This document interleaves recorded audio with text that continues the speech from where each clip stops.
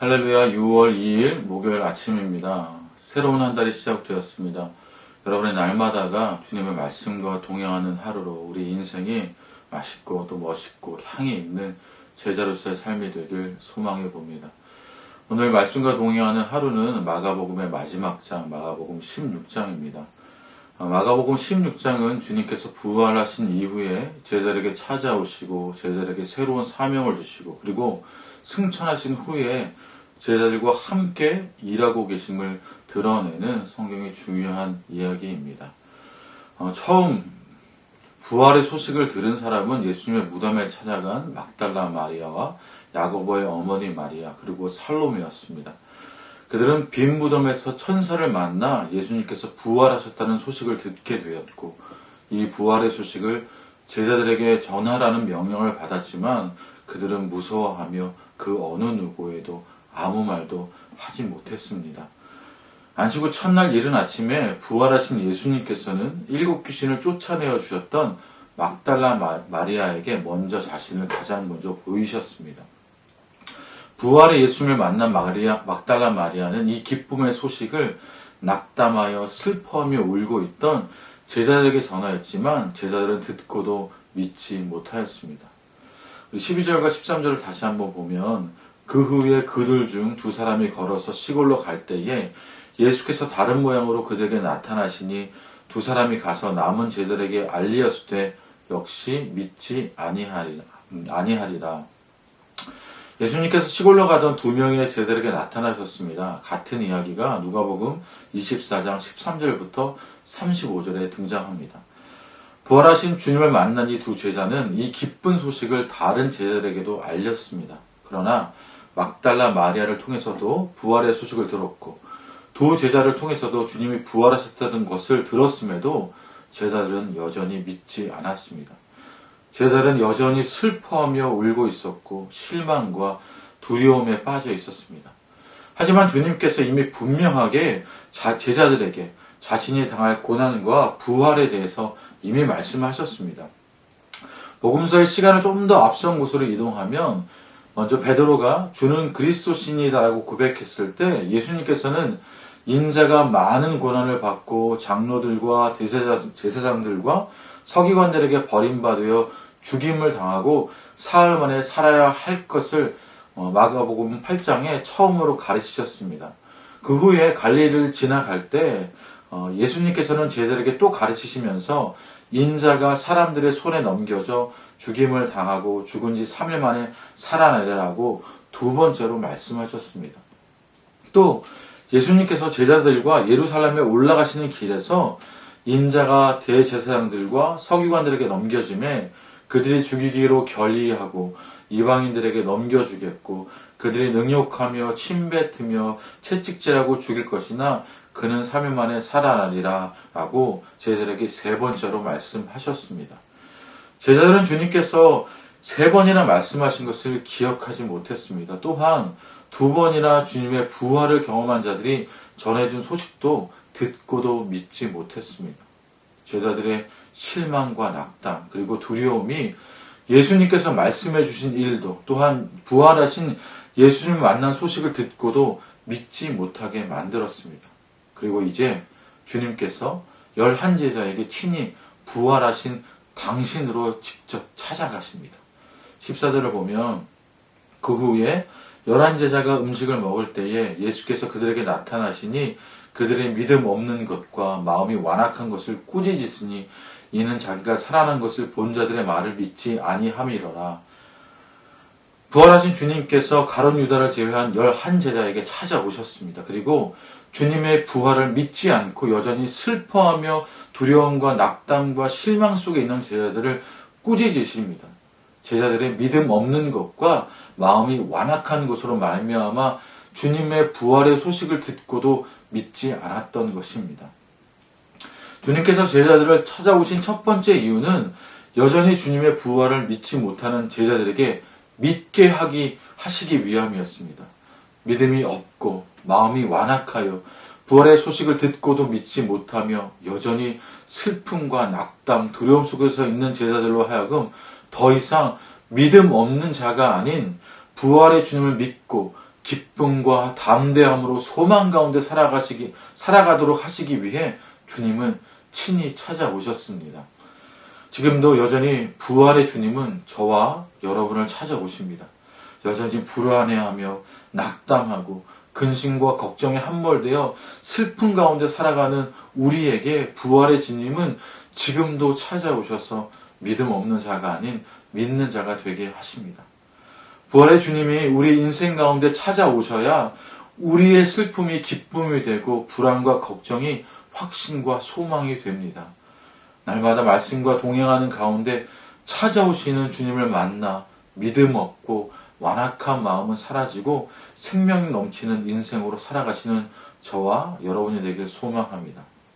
그리고 부활하신 주님께서 믿음 없는 제자들에게 찾아오신 또 다른 목적은, 이 두 번째 목적은 사명을 주시기 위함이었습니다.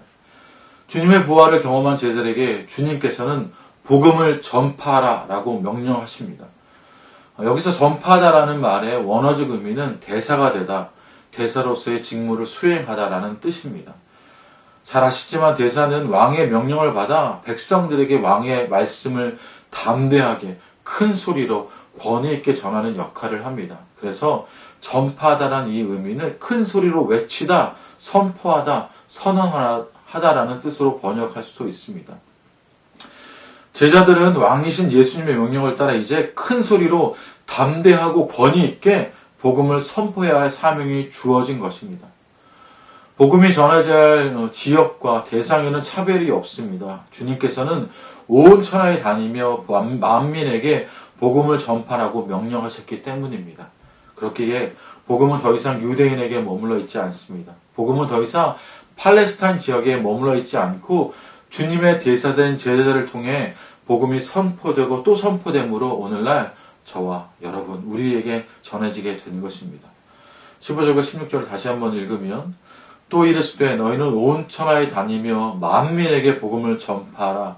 믿고 세례를 받는 사람은 구원을 얻을 것이요 믿지 않는 사람은 정죄를 받으리라. 복음을 선포하라는 주님의 사명에는 하나님의 권능이 나타납니다. 그것은 복음을 듣고 믿는 자들에게는 구원을, 믿지 않는 자들에게는 정죄하시는 하나님의 권능입니다. 왕의 대사가 선포하는 기쁨의 소식을 듣고도 믿지 않는다면 왕의 심판을 면할 수가 없습니다. 예수님께서 전하라는 이 소식은 구원의 기쁜 소식입니다.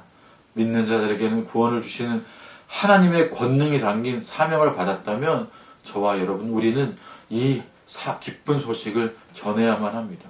지금 여기에 각자의 삶 속에서 주님의 제자로 부름받은 저와 여러분은 주님의 대사로서 복음 전파하는 일이 우리의 사명이 되어야만 합니다. 우리에게 주어진 각자의 삶의 자리마다 주님의 제사가 되어 대사가 되어 온 천하에 만민에게 구원의 역사가 날마다 곳곳마다 일어나기를 간절히 소망해 봅니다. 이제 제자들에게 찾아오셔서 사명을 주신 예수님은 모든 말씀을 마치신 후에 승천하셨습니다. 그리고 하나님의 우편에 앉으셨습니다. 하늘의 영광을 버리고 자기를 낮추시고 죽기까지 복종하신 주님께서 이제 높임을 받으시기에 합당하신 분임을 성경은 분명히 증거합니다. 그러나 주님의 승천하신 곳으로 주님의 일하심은 끝나지 않았습니다. 19절과 20절입니다. 주 예수께서 말씀을 마치신 후에 하늘로 올려지사 하나님 우편에 앉으시니라. 제자들이 나가 두루 전파할세 주께서 함께 역사하사 그 따르는 표적으로 말씀을 확실히 증언하시니라. 아멘.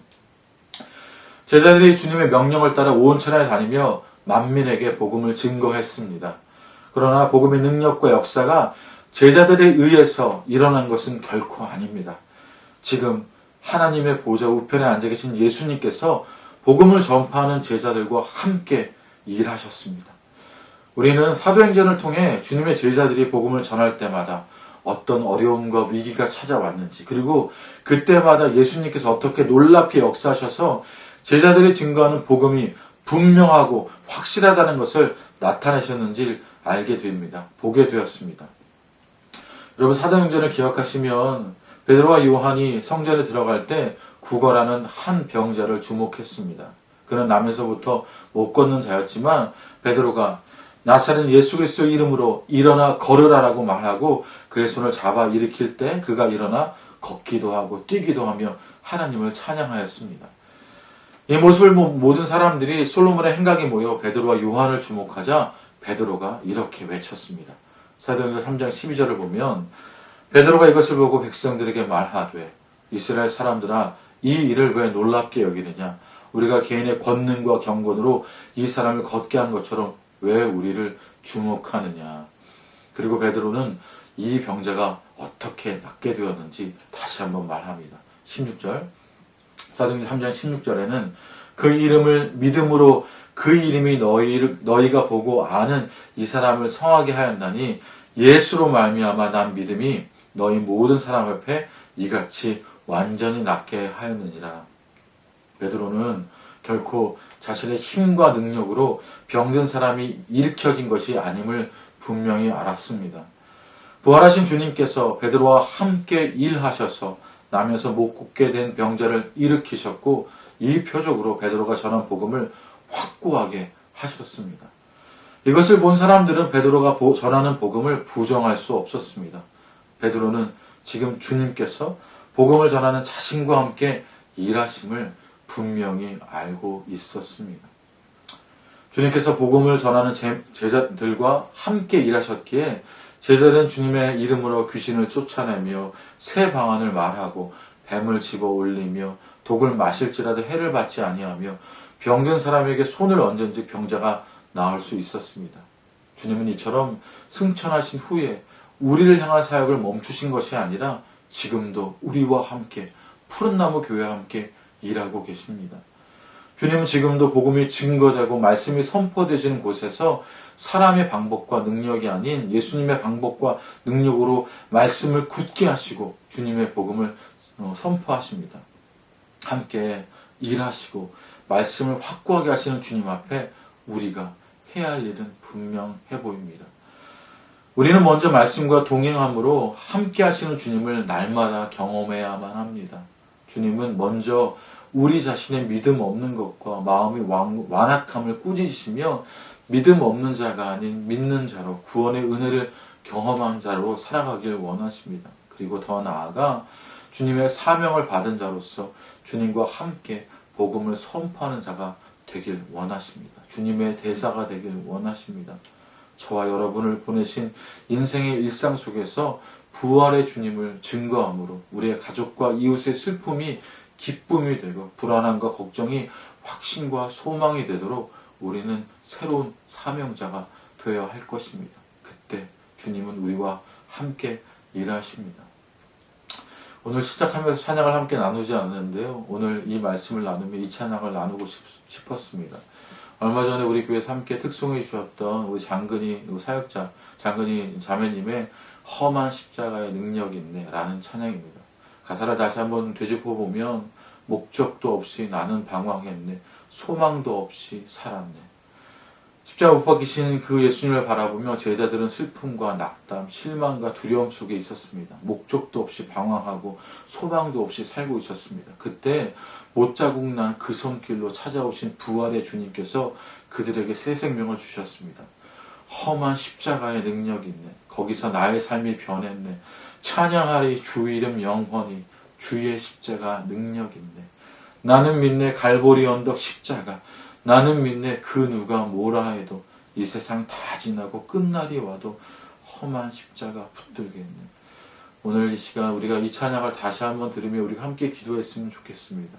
낙담하고 실망하고 슬픔과 두려움에 빠진 여러분 인생이시라면 목적도 없이 방황하고 소망도 없이 살았던 그 삶이 우리를 향해 찾아오신 그 부활의 주님을 다시 한번 만남으로 우리가 우리의 믿음 없음과 우리의 완악함이 믿는 자가 되고 부활의 소망을 경험하는 자가 될 수 있기를 먼저 바랍니다. 그리고 그 소망으로 말미암아 우리에게 새롭게 부어주시는 새로운 사명, 복음을 전파하라. 온 천하에 만민에게 복음을 전파하라고 말씀하신 그 사명 가운데 우리가 있기를 원합니다. 이 세상 다 지나고 끝날이 와도 험한 십자가만 붙들고 십자가를 전하는 십자가 복음을 전하는 사명자가 되기를 소망하며 기도하시기를 부탁드립니다. 그리고 우리가 그렇게 복음을 전하며 믿는 자로 나아갈 때 주님이 우리와 함께 일하고 계십니다. 보러 바라기는 우리 다음 세대들이 그 험한 십자가의 능력들을 발견하는 다음 세대들이 될 수 있기를 원합니다. 슬프고 낙담되고 두려울 때마다 그 십자가의 놀라운 능력을 발견하는 우리의 다음 세대들도 되기를 소망하며 이 시간 함께 기도하며 나아갑시다. 함께 기도합시다.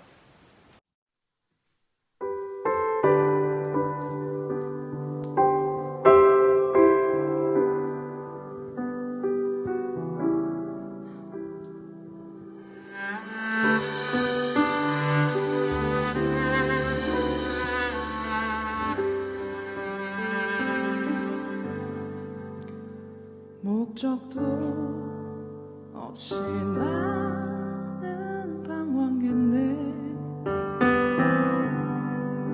소망도 없이 살았네. 그때에 못 잡고 난 그 손길 나에게 새 생명 주셨네. 험한 십자가에 능력 있네. 거기서 나의 삶이 변했네.